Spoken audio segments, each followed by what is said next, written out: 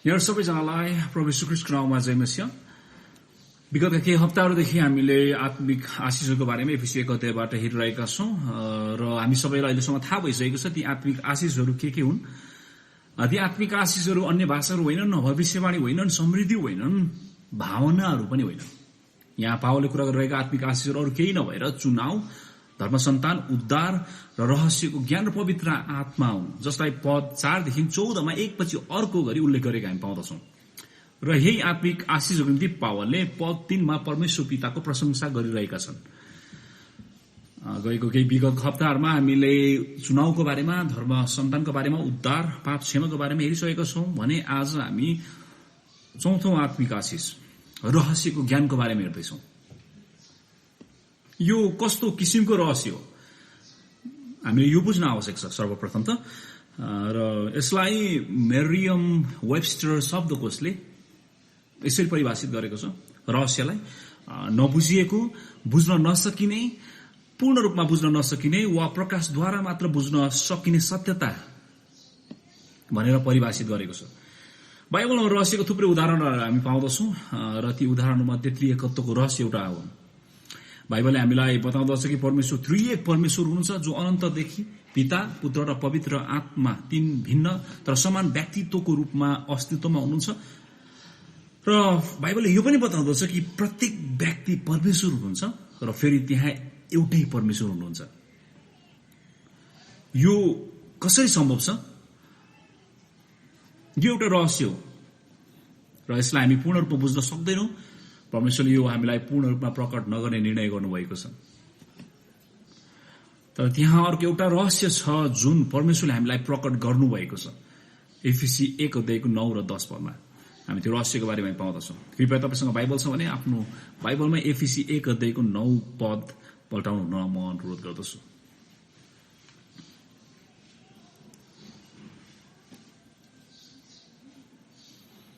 एफिसी 1 अध्यायको 9 र 10 पदमा यसरी लेखेको छ, किनकि सम्पूर्ण बुद्धि र आन्तरिक समझमा ख्रीष्टमा राख्नुभएको उद्देश्य अनुसार उहाँले आफ्नो इच्छाको रहस्य हामीलाई जान्न दिनुभएको छ, ताकि समय पूरा भएपछि स्वर्ग र पृथ्वीमा भएका सबै थोकहरू ख्रीष्टको अधीनमा आउन्। यो मूल पारबाट हामी के जान्दछौं भने विगतमा परमेश्वरको इच्छा अर्थात योजना मानिसहरूबाट लुकेको थियो र मानिसको आफ्नै प्रयास र अध्ययनबाट यस परमेश्वरको रहस्यमय इच्छालाई बुझ्न असम्भव थियो। तर वर्तमान समयमा परमेश्वरले आफ्नो इच्छाको रहस्य प्रेरितहरूको माध्यमद्वारा हामीलाई जान्न दिनुभएको छ। तर परमेश्वरको इच्छा के हो जुन पहिले लुकेको थियो र अहिले हामीलाई प्रकट गरिएको छ, अर्थात अनन्त कालदेखिको परमेश्वरको अन्तिम योजना के छ? स्वर्ग अर्थात आकाश र पृथ्वी भएका सबै थोकहरू ख्रीष्टको अधीनमा ल्याउने परमेश्वरको योजना छ। आजको वचनको मुख्य विचार, मुख्य बुझाइ यही हुनेछ। स्वर्ग अर्थात आकाशमा र पृथ्वीमा भएका सबै थोकहरू ख्रीष्टको अधीनमा ल्याउने परमेश्वरको योजना छ। कोरोना भाइरसको महामारीको कारण लागू गरेको लकडाउनमा हामीले 1 दिन, 2 दिन गर्दै 13औं दिन भन्दा बढी बिताइसकेको छौं। हामी चर्चको रूपमा एक ठाउँ भेला हुन नसकेको पनि आज 11औं हप्ता हो। हामी छक्क पर्दछौं यो कहिलेसम्म हुने हो। मैले पाएको नवीनतम जानकारी अनुसार कोरोना भाइरसको कारण मृत्यु हुनेहरूको संख्या लगभग 4 लाखको हाराहारीमा पुगिसक्यो। कोरोना भाइरसको समस्या एकातिर छँदैछ, अर्कोतिर सलहको महामारी पनि छ। छिमेकी राष्ट्र भारतमा त प्रवेश गरिसक्यो र अब भने नेपाल पनि जोखिममा।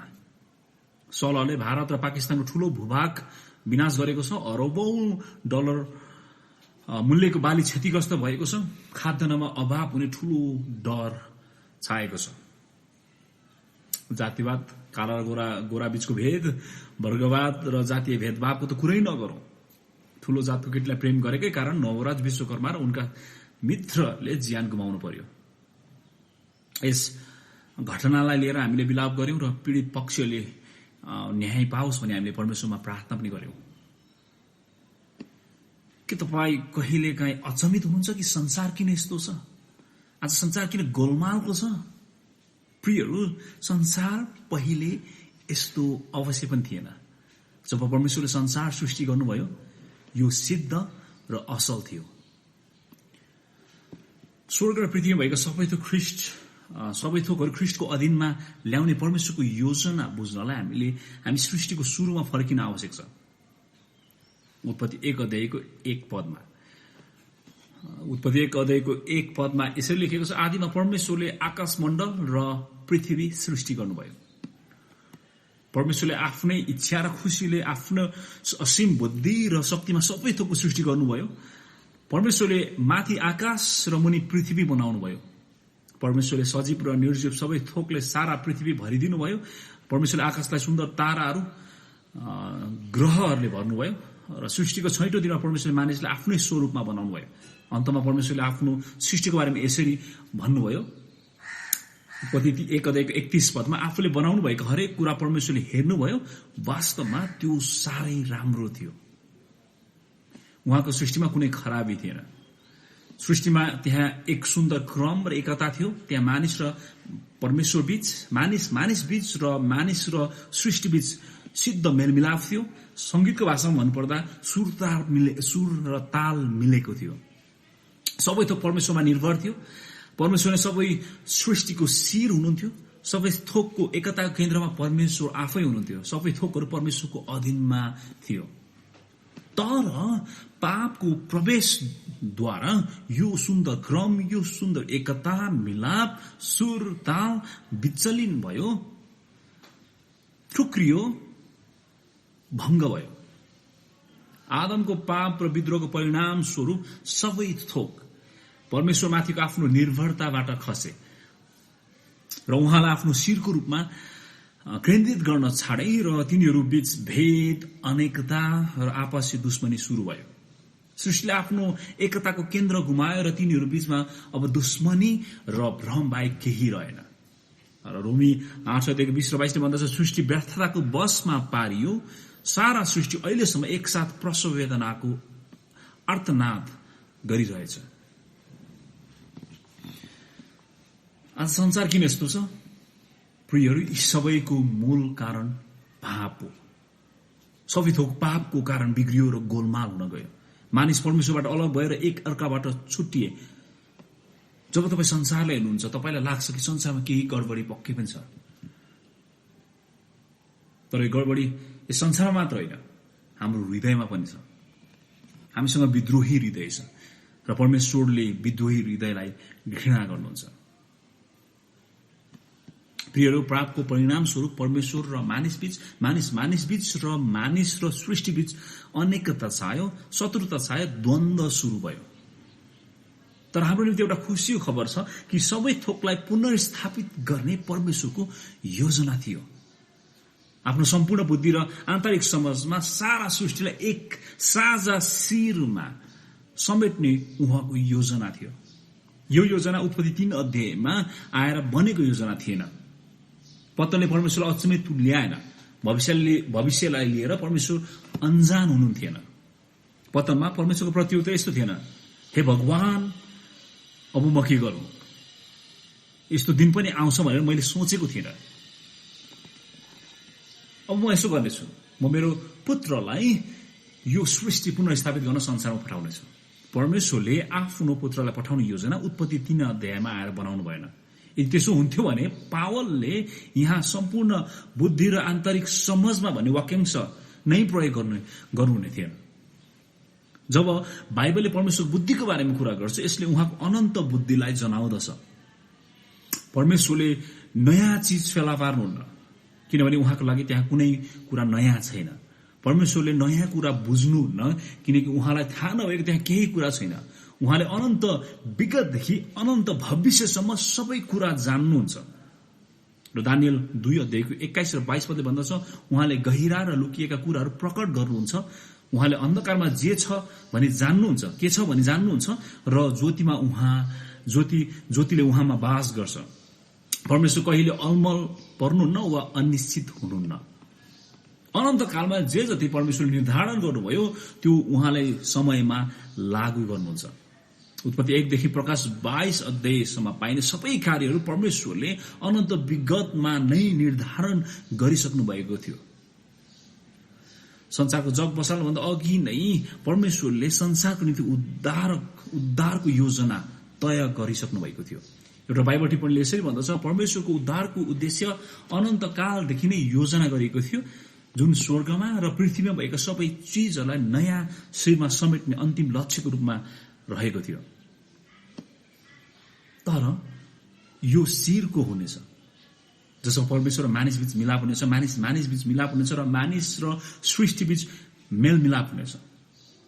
पुरानो करारको सन्तहरूले के सोचेका थिए कि यो शिर को हुनेछ? अब्राहम, मूसा, दाऊद या यूहन्ना? तिनीहरूले प्रतिज्ञा गरेको मसीहालाई विश्वास त गरे, तर तिनीहरूले यो मसीहा को हुनेछ भनेर जान्दैनथे। तिनीहरूको लागि यो एउटा रहस्य थियो। एफिसी 1:9 ख्रीष्टमा राख्नुभएको उद्देश्य हुन्छ परमेश्वरले आफ्नो इच्छाको रहस्य अब हामीलाई भने जान्न दिनुभएको छ। परमेश्वरले आफ्नो मुक्तिको रहस्य मसीहको आगमनसँगै खुलस्त पार्दै जानुभयो र समयको पूर्णतामा परमेश्वरले आफ्नो पुत्रलाई पठाउनुभयो। उहाँ एउटी स्त्रीबाट जन्मनुभयो तथा व्यवस्थाको अधीनमा जन्मनुभयो। व्यवस्थाको अधीनमा रहनेहरूलाई मोल तिरेर छुट्याउनलाई उहाँ पठाइनुभयो ताकि हामी पुत्रको पूरा हक प्राप्त गर्न सकौं। गलाती 4:4-5 यो नयाँ शिर परमेश्वरका पुत्र देहधारी येशू ख्रीष्ट हुनुहुन्छ। पहिलो आदममा सारा सृष्टि व्यर्थताको वशमा पार्यो, तर अन्तिम आदम येशू ख्रीष्टमा र येशू ख्रीष्टको प्रायश्चितको मृत्युको माध्यमद्वारा परमेश्वरले सम्पूर्ण पुनर्स्थापनाको कार्य पूरा गर्नुभयो र यो पुनर्स्थापनाको कार्य आजभन्दा 2000 वर्ष पहिले नै सुरु भइसक्यो, जब धर्मी येशू ख्रीष्ट हामी पापीहरूको खातिर श्रापित क्रुसमा प्रतिस्थापनको मृत्यु मर्नुभयो।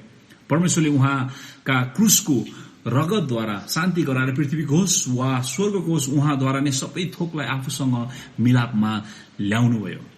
कलसी 1:20 अनुसार। सो परमेश्वरको यो योजना अरू पुस्ताका मानिसहरूलाई यानि कि इस्राएलीहरूलाई जनाइएको थिएन। त्यो मात्र होइन, तिनीहरूलाई यो पनि जनाइएको थिएन कि सुसमाचारद्वारा नै अन्य जातिहरू सह उत्तराधिकारीहरू एउटै शरीरका अङ्गहरू र ख्रीष्ट येशूमा रहेको प्रतिज्ञाका साझेदार हुन्। एफिसी 3:6 हामी यो रहस्यको बारेमा पढ्न पाउँदछौँ। यो कुरा परमेश्वरका पवित्र प्रेरितहरू र अगमवक्तालाई पवित्र आत्माद्वारा प्रकट गरिएको थियो र तिनीहरूद्वारा आज हामीलाई प्रकट गरिएको छ। सबै कुरा ख्रीष्टको अधीनमा ल्याउने यो कार्य आजभन्दा 2000 वर्ष पहिले नै कल्भरीको क्रुसबाट सुरु भइसके तापनि यसको समापन हुन अझै बाँकी छ। ख्रीष्टको चर्च आज समयको पूर्णतामै जिरहेको छ, तर समय त्यतिखेर मात्र पूर्ण रूपमा पूरा हुनेछ जब ख्रीष्ट आउनुहुन्छ र हाम्रो उद्धारको कार्य पूरा गर्नुहुन्छ। पद 10 अनुसार समय पूरा भएपछि मात्र स्वर्ग र पृथ्वीमा भएका सबै थोकहरू ख्रीष्टको अधीनमा आउनेछन्। सबै थोक ख्रीष्टको अधीन हुनेछन्। ख्रीष्टले 2000 वर्षदेखि नै राज्य गरिराख्नु भएको छ र उहाँको दोस्रो आगमनमा यो राज्य सिद्ध हुनेछ र तब सबै थोकहरू उहाँको अधीनमा आउनेछ। मेरो स्कुलको दौरानमा मैले 2वटा विषयलाई एकदमै घृणा गर्ने गर्थेँ, इतिहास र गणित। गणित त अझै पनि मलाई गाह्रो लाग्छ र इतिहासमा विशेष गरी तिथिहरू र नामहरू धेरै रट्नुपर्ने भएकोले गर्दाखेरि। तर यी पछिल्लो दिनहरूमा इतिहासप्रति ममा निकै रुचि बढेर आएको छ, किनकि म बुझ्दैछु कि इतिहास भनेको केवल विगतको अध्ययन, विशेष गरी मानिस र विगतका घटनाहरूको अध्ययन मात्र होइन, तर इतिहास परमेश्वरको कथा हो। History is his story. यो महत्वपूर्ण तिथिहरू र नामहरू याद गर्ने बारेमा होइन, तर यो प्रगतिशील रूपमा प्रकट हुने परमेश्वरको योजनाको बारेमा हो। इतिहास कुनै पुनरावृत्ति पनि होइन, विगत दोहोरिरहेको छैन। हामी मध्ये कोही पनि अर्को जुनी लिएर फर्किनेवाला छैन। इतिहास अगाडि बढ्दैछ। परमेश्वरले सबै घटनालाई अन्तिम लक्ष्यतिर लैजानु हुँदैछ। संसारले सोच्छ यो बिग्रदै गएको छ, तर वास्तवमा येशू ख्रीष्टको शिरत्वको अधीनमा सबै चीजको अन्तिम निष्कर्षतिर बढिरहेको छ। येशू ख्रीष्ट सबै मानव इतिहासको प्रमुख विषय र मुख्य अन्त हुनुहुन्छ। एकजना प्रभुको जनले यसरी भन्नुभएको छ कि इतिहास यसका सृष्टिकर्ताद्वारा लेखिएको र निर्देशित गरिएको छ, जसले यसद्वारा आफ्नो अन्तिम उद्देश्य पूरा गर्नुहुनेछ। ख्रीष्टमा सबै थोकको उहाँले समापन गर्नुहुनेछ। अनन्ततामा उहाँले आफ्नो महान योजनाको रचना गर्नुभएको थियो। अब उहाँको ईश्वरीय इच्छा अनुसार सार्वभौम तरिकाले काम गर्नुहुनेछ र समयको पूर्णतामा उहाँले यसलाई आफ्नो पुत्रमा पूर्ण र सिद्ध पार्नुहुनेछ, जसमा स्वर्गका सबै थोकहरू र पृथ्वीमा भएका सबै थोकहरू धार्मिक मिलाप र महिमामय नयाँपनमा सदाको लागि सञ्चालन हुनेछ। प्रियहरू, ख्रीष्टमा जो छन् ती सबै जम्मा गरिनेछ। उहाँका सबै चुनिएकाहरू, पिताले उहाँलाई दिनुभएका जति सबै, उहाँले आफ्नो रगतद्वारा मोल तिरेर उद्धार गरेका जति सबै, उहाँले फलस्वरूप आफैमा एकतामा ल्याउनु भएको जति सबै एकै जनामा जम्मा गरिनेछ। त्यहाँ एउटा गोठालो मुनि एउटै बगाल हुनेछ। यही परमेश्वरको योजना, यही रहस्य हामीलाई प्रकट गरिएको छ। यदि तपाईँ सम्पूर्ण बुद्धि र आन्तरिक समझमा ख्रीष्टमा राख्नुभएको उद्देश्य अनुसार परमेश्वरको आफ्नो इच्छाको रहस्य जान्नुहुन्छ भने तपाईँ आशिषित व्यक्ति हो। सबैलाई यो रहस्य ज्ञान हुँदैन, तर परमेश्वरले तपाईलाई यो प्रकट गर्नुभएको छ। यसको प्रापकहरू क्रिस्चियन समुदाय हुन्, जसले उनीहरूमाथि देखाइएको महान दयाको लागि यसरी परमेश्वरको प्रशंसा गर्न सक्षम छन्। हाम्रो प्रभु यीशु ख्रीष्टका परमेश्वर र पिताको प्रशंसा होस्, जसले हामीलाई स्वर्गीय स्थानमा हरेक आत्मिक आशिषले ख्रीष्टमा आशीर्वाद दिनुभएको छ। क्रिस्चियनहरू आशिषित मानिसहरू हुन्, तर भौतिक रूपमा होइन, तर आत्मिक रूपमा आशिषित। हुनसक्छ तपाईसँग तपाईको आधारभूत आवश्यकता पूरा गर्न पनि पैसा छैन होला, हुनसक्छ तपाईँ शारीरिक रूपमा अरू जस्तो हुनुहुन्न, हुनसक्छ तपाईँ कुनै खास रोगको दुखाइ सहित बाँच्दै हुनुहुन्छ, जिराख्नु भएको छ। तपाईको परिस्थिति जेसुकै होस्, जस्तो सुकै होस्, यदि तपाईँ ख्रीष्टमा हुनुहुन्छ भने तपाईँ आशिषित मानिस हो। तपाईको लागि कुनै अभिषिक्त जन भनाउँदाहरूले आफ्नो हात राखेर आशिषको निम्ति प्रार्थना गरिदिइरहन आवश्यक पर्दैन। यो आशिष दावी गर्नलाई तपाईलाई ठूलो विश्वास, थप विश्वासको आवश्यक पनि छैन। यदि तपाईले यसलाई आफ्नो जीवन समर्पण गर्नुभएको छ भने तपाई पहिले नै आशिषित हुनुभएको छ, किनभने परमेश्वरले तपाईलाई चुन्नुभयो, तपाईलाई आफ्नो सन्तानको रूपमा उहाँले ग्रहण गर्नुभयो, पापदेखि तपाईलाई उद्धार गर्नुभयो, तपाईलाई उहाँले क्षमा गर्नुभयो र तपाईलाई उहाँको आफ्नो इच्छाको रहस्य जान्न दिनुभएको छ। यो कुनै फोस्रो सान्तवना होइन, तर प्रमाणित वास्तविकता हो। प्रियहरू, यी वर्तमान परिस्थिति र अनिश्चितताको बीचमा पनि हामीसँग भोलिको दिनको निम्ति एउटा सुनौलो आशा छ, र यो आशा एक सकारात्मक भावना होइन, नट अ पोजिटिभ भाइब, तर अनन्त सत्यतामा आधारित आशा हो। किनकि भविष्यमा परमेश्वरले के गर्न लागिरहनु भएको छ भन्ने कुरा उहाँले आफैले हामीलाई बताउनु भएको छ, जान्न दिनुभएको छ। परमेश्वरले सबै घटनाहरूलाई त्यो एकल लक्ष्यतर्फ डोर्याउनु हुँदैछ कि स्वर्ग र पृथ्वीमा भएका सबै थोकहरू ख्रीष्टको अधीनमा आउन्। एक दिन आदममा गुमेको स्वर्ग ख्रीष्टमा सिद्ध रूपमा पुनर्स्थापित हुनेछ। त्यसै कारण परमेश्वरले उहाँलाई अति उच्च पार्नुभयो र उहाँलाई त्यो नाउँ प्रदान गर्नुभयो जो हरेक नाउँभन्दा उच्च छ, कि स्वर्गमा, पृथ्वीमाथि र पृथ्वी मुनि भएका हरेक प्राणीले येशूको नाउँमा घुँडा टेक्नुपर्छ र हरेक जिब्रोले परमेश्वर पिताको महिमाको निम्ति येशू ख्रीष्टलाई प्रभु भनी स्वीकार गर्नुपर्छ। आउनुहोस् हामी प्रार्थना गरौँ। पिता परमेश्वर, हामी तपाईलाई धन्यवाद दिदछौं कि तपाईँ परमेश्वरले हामीलाई तपाईको रहस्यको इच्छा हामीलाई जान्न दिनुभएको छ, कि तपाईले एक दिन येशू ख्रीष्टमा सबै थोकलाई, स्वर्ग र पृथ्वीमा सबै थोकलाई एकतामा, अधीनमा ल्याउनुहुनेछ। पिता, हामी जान्दछौं कि सारा संसारलाई तपाईले त्यो एउटा लक्ष्यतर्फ डोर्याउनु हुँदैछ। जब ख्रीष्ट आउनुहुनेछ, सबै थोक ख्रीष्टमा तपाईले समापन गर्नुहुनेछ। पिता, हामी प्रार्थना गर्दछौं कि हामीलाई त्यो भविष्यतर्फ हेर्दै जिउनको निम्ति र वर्तमान समयमा सबै कष्टहरूको सामना गर्ने हामीलाई शक्ति प्रदान गर्नुहोस्। हाम्रो यो आशालाई पक्रिराख्न र तपाईँ परमेश्वरको योजनामा भरोसा गर्दै जिउन हामीलाई सहायता गर्नुहोस्। येशू ख्रीष्टको नाममा आमेन।